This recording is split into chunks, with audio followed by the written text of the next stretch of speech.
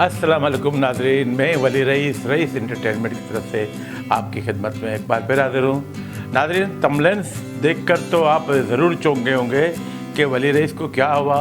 ये हमारे Pakistan film industry के जो फिल्म मेकर्स हैं, टेक्नीशियंस हैं, राइटर हैं, डायरेक्टर हैं, सबकी हर वक्त तारीफ़ करता रहता है। इस मरतबा क्या हुआ कि उन्होंने हमारी इंडस्ट्री के दो बहुत बड़े राइटर, डायरेक्टर, अदीब और बहुत ही सुलझे हुए लोगों के बारे में वली रईस ने ये लिखा कि हमारी पाकिस्तान फिल्म इंडस्ट्री की तबाही की जिम्मेदारी ये दोनों हैं। जी हाँ, मैं अपनी इस बात पे बिल्कुल जानिब हूँ। आप जब सुनेंगे मेरी बातें, आप गहराई में जाएंगे तो आप यहाँ पे कहेंगे कि नहीं वली रईस आप सही कह रहे हो। क्योंकि ऐसा है कि सबसे पहले हम लेंगे सैयद नूर साहब को, जो मेरे रूहानी उस्ताद भी हैं, जो एक बहुत अच्छे राइटर हैं, डायरेक्टर हैं। इनकी जो फिल्में हैं, इनकी जो सोच है सबसे मुख्तलिफ है। तो सबसे पहले उन्होंने ग्राउंड फ्लोर से शुरू किया एज ए हेल्पर, फिर एज ए असिस्टेंट डायरेक्टर, फिर काफ़ी फिल्मों में उन्होंने सुलेमान, जावेद फादिल और बहुत से डायरेक्टरों को असिस्ट किया। बहुत मेहनत की और उनकी कहानी तो आप सबको पता है। वो अक्सर अपने इंटरव्यूज़ में कहता है कि मैंने बहुत मेहनत की और हकीकत में सैयद नूर साहब ने जितनी मेहनत की और जो इस मकाम तक पहुँचे हैं कि आज उसका नाम है, आज हमारी पाकिस्तान फिल्म इंडस्ट्री के माथे का झूमर है। मेरे माँ बाप, तुम्हारे दादा दादी, न जाने उनकी कब्रों का क्या हाल होगा। तुम वहाँ जाकर उनकी मरम्मत करवा देना। आप मुझ पर एतबार कर सकती हैं, और वो यूं कि पुलिस स्टेशन में मैंने अपना एड्रेस लिखवाया। तुम लोग कितने अच्छे हो। तुमसे तो हो गया मैं, और ये लोग। तुम्हारी माँ कि ना कभी तुम पाकिस्तान जाओगे और ना मैं हिंदुस्तान। बहुत जीनियस लड़का है वो। आप प्यार दिल में जगा, धड़कनों में समा। ये फजूल बात नहीं सनी, तुमने अपनी और मेरी जिंदगी कांटों में घसीट ली है। तोड़ो ना बेदर्दे वो सपने प्यार के। लेकिन ये जो मकाम है सैयद नूर को वैसे ही नहीं मिला। उसके लिए उसको बड़े पापड़ बेलने पड़े, अपने उस्तादों की बहुत खिदमत की, और इसके अलावा जो सीनियर आर्टिस्ट थे उस वक्त, जो उस वक्त पाकिस्तान फिल्म इंडस्ट्री में छाए हुए थे, उनकी भी खिदमत की, तो तब जाके उनको ये मकाम मिला। बोलो ना, कौन सी खुशी मिल गई थी तुम्हें? जिसके इंतजार में मैंने परसों कांटों पर सोकर गुजार दी, जिसकी वजह से मैं इस घर की दहलीज छोड़कर नहीं गया। शाहिद, जानता है क्या कह रहा है तू? अपना हक मांगना कोई जुर्म नहीं है। चंदा मेरा प्यार है, मेरा हक है। चंदा को भूल जा, भूल उसे। मैंने अपने आप को भुलाकर उसको याद रखा है।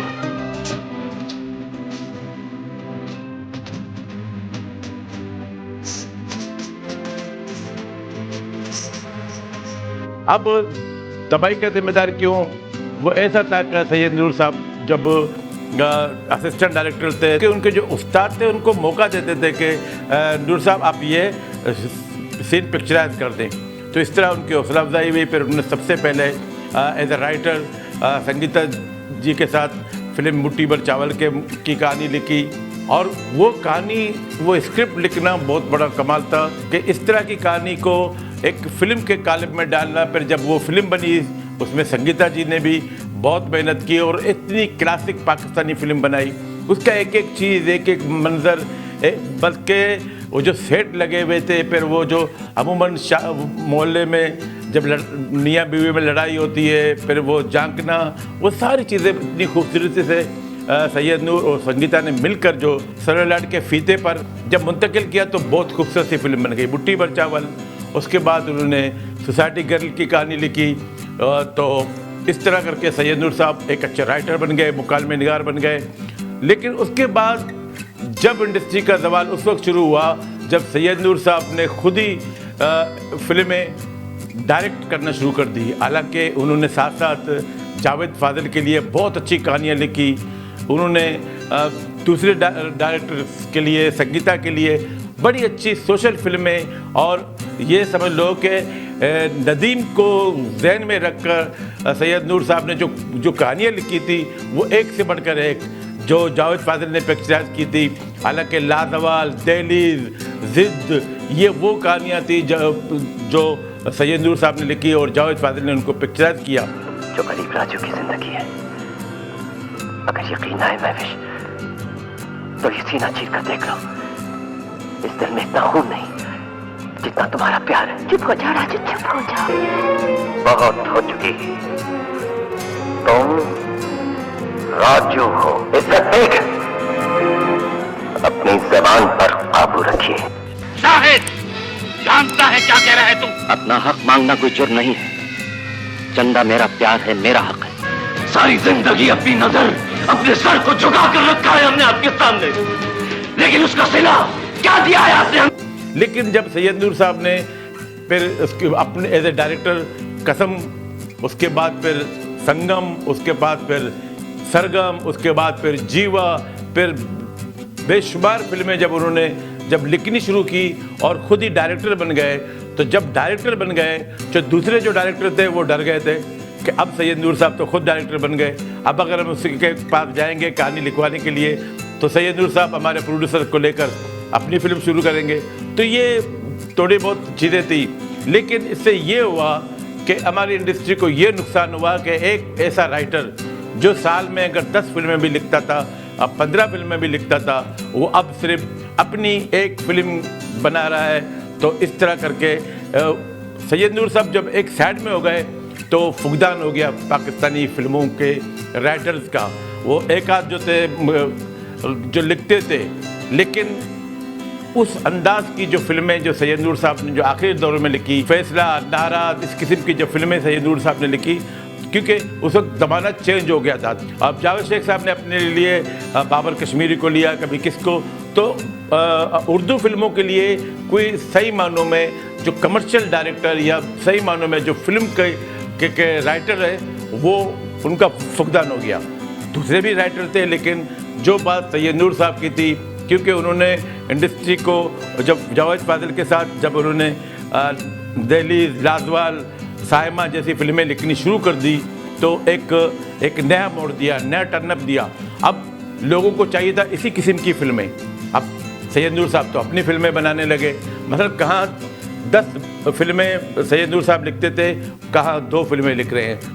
तो सैयद नूर साहब के एक साइड में होने पर कुछ ऐसे राइटर आ गए जिनको कहानियाँ लिखनी भी नहीं आती थी, स्क्रीन प्ले लिखने भी नहीं आता था, लेकिन वो बुलंद बाग दावे करते थे इस मरतबा जो मैंने फ़िल्म लिखी है, और जब फिल्म आती थी तो कुछ भी नहीं होता था, वो जो सैयद नूर साहब लिखते थे। इसी तरह मैं बात करूँगा नासिर अदीब साहब की। नासिर अदीब साहब भी एक बड़े अच्छे राइटर थे। उन्होंने वेशी जट लिखी, हालांकि इससे पहले भी बहुत सी फिल्में लिखी, लेकिन उन्होंने सुल्ताराई और मुस्तफ़ा कुरैशी को सामने रखकर वो फिल्में लिखी। तो वो खुद ही सुल्ताराई की जगह पे बैठ के सोचते थे और मुकाल में लिखते थे, और फिर मुस्तफ़ा कुरैशी की जगह पे बैठ के मुकाल में लिखते थे। तो इन दोनों का जो टाकरा था, इतनी खूबसूरत फिल्में इन्होंने लिखी। तो इनके साथ साथ फिर बशीर नियाज़ भी पंजाबी फिल्मों में लिखते थे, लेकिन वो सोशल फिल्में लिखते थे। लेकिन पंजाबी फिल्मों के लिए नासिर अदीब लाजिम और मलजूम थे, और जिस किस्म की कहानियाँ लिखते थे, और शेर खान, चंदवरिया, इस किस्म की फिल्में, और मुकाल में मौला जट तो एक समझ लो कि एक ट्रेंड सेट बन गया हमारे पाकिस्तान फिल्म इंडस्ट्री के लिए।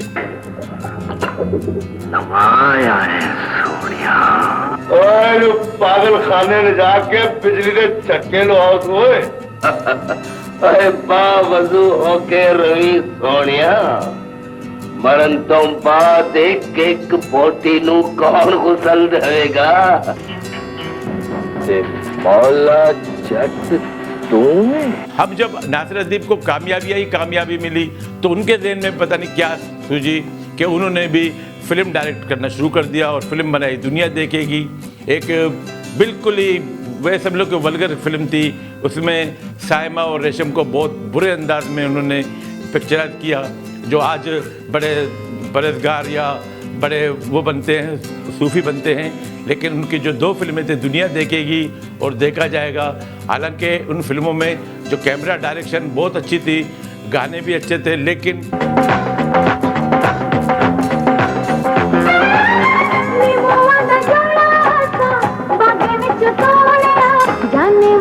इतना है अपना फसाना, एक तरफ मोहब्बत है। जरा सी गिरी हुई फिल्में थी।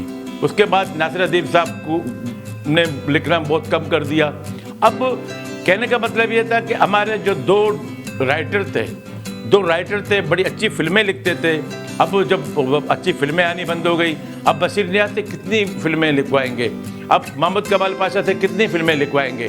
अब इस तरह करके इंडस्ट्री आस्ते आस्ते जब फिल्में बनने बंद हो गई, क्योंकि फिल्में उस मयार की थी नहीं कि कामयाबी हासिल करती, या डायमंड जुबली या गोल्डन जुबली, जैसे सैयद नूर के आखिरी दिनों में फिल्में डायमंड जुबली भी कर रही थी। संगदिल की कहानी उन्होंने लिखी, डायमंड जुबली, फिर दिल्ली, फिर इस तरह करके। अब परवेज़ मलिक साहब तो मसरूर अनवर के साथ ही मसरूफ़ थे वो, क्योंकि परवेज़ मलिक को परेशानी यूँ नहीं थी कि परवेज़ मलिक साहब खुद ही एक स्क्रीन प्ले राइटर थे। पाकिस्तान फिल्म इंडस्ट्री में शुरू में जब मोहम्मद कमाल पाशा, हसन तारिक वो डायरेक्टर थे तो वो स्क्रीन प्ले राइटर भी होते थे। उसके बाद फिर नए दौर में फिर परवेज़ मलिक भी एक स्क्रीन प्ले राइटर थे, वो अपनी फिल्मों के स्क्रीन प्ले भी खुद लिखते थे। तेरे बिना जी सकेंगे ना हम, तेरी सूरत निगाहों में तेरे आगे क्यों नहीं लिखा तुमने? आगे क्या लिखता अब्बू? आप कभी मेरे कमरे में नहीं आए, कभी मुझसे बात ही नहीं की। हसन तारिक खुद लिखते थे। ये जिंदगी बड़ी बेकार सी थी, सोचा था दोस्त के काम आ जाएगी। हमें माफ कर दीजिए, हम तुमसे बेइंतहा नाराज हैं, इंसान है, खता हुई।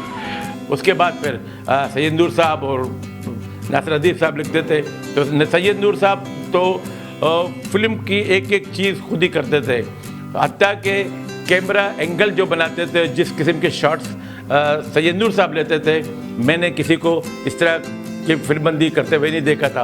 अब कहाँ चूड़ियाँ जैसी फिल्में, और जो करोड़ों रुपए कमा के गई, फिर मजाजन, फिर मेहंदी वाले हाथ, फिर ऐसी फिल्में। लेकिन सैयद नूर साहब ने इस दौर में बहुत सी ऐसी फिल्में भी बनाई जिसको हम टेके की फिल्में कहते हैं, जैसा राजू बुलंगे जेंटलमैन, सपने अपने अपने। और अब देखो एक कितनी खूबसूरत सी फिल्म थी लड़की पंजाबन। अब अगर लड़की पंजाबन में यहाँ पे ये किरदार किसी और फीमेल लड़की को देते तो ज़्यादा अच्छी चीज़ बनती। सैयद नूर साहब ने फिर ऐसा किया कि जब साइमा जी उनके घर की आर्टिस्ट बन गई तो उनको सामने रखकर उन्होंने बहुत अच्छे अच्छे स्क्रिप्ट भी लिखे, लेकिन कहीं कहीं उनको ज़ाया कर दिया, जैसे सपने अपने अपने और इस किस्म की फिल्में। लड़की पंजाबन में, अब लड़की पंजाबन, आप स्क्रिप्ट को देखिए कितना खूबसूरत स्क्रिप्ट है। अगर उसमें साइमा जी के बजाय किसी और को लेते और उसका नाम कोई सही का ढंग करते, और बहुत खूबसूरत सी फिल्म थी, बहुत अच्छा स्क्रीन प्ले था उसका, बहुत अच्छी फिल्म थी। फिर आखिरी दिनों में अब एक फिल्म बनाई दाने पे दाना। अब नाम दाने पे दाना, सिंधी अब या ब्रावी, और फिल्म बनाई पंजाबी, और कहानी वही ली कि 3 भाई हैं, वो चाहते हैं कि अपनी बहन की शादी उनसे करें, कि कोई डांसर हो, कोई गुलकार हो, कोई ये हो। ये कहानी दोहराई हुई थी। तो सैयद नूर साहब ने लास्ट में ऐसी कहानियाँ लिखी। अब भी मैं कहता हूँ कि सैयद नूर एक बहुत अच्छे राइटर हैं। उसकी खूबी ये है कि इसको 2 लाइन से बता दो कि भी मुझे इस किस्म की कहानी चाहिए, आपको उसी वक्त पूरा स्क्रीन प्ले, मैं गानों के सिचुएशन के पूरा स्टार्ट टू एंड पूरा आपको बता देंगे। तो ये सैयद नूर साहब की खूबी है। अब नासिर अदीब साहब चूँकि फारिग हो गए, पंजाबी फिल्में बननी बंद हो गई है। अब पंजाबी फिल्में कौन सी बन रही है? जैसे हम किसी ज़माने में टेली फिल्में बनाते थे, तो लाहौर में अब टेली फिल्में ही बन रही हैं जो एक आध सिनेमाओं में चलती हैं। और वहाँ के जो पता नहीं क्यों कि लाहौर जैसे शहर में क्या आर्टिस्टों का फुकदान है? नहीं।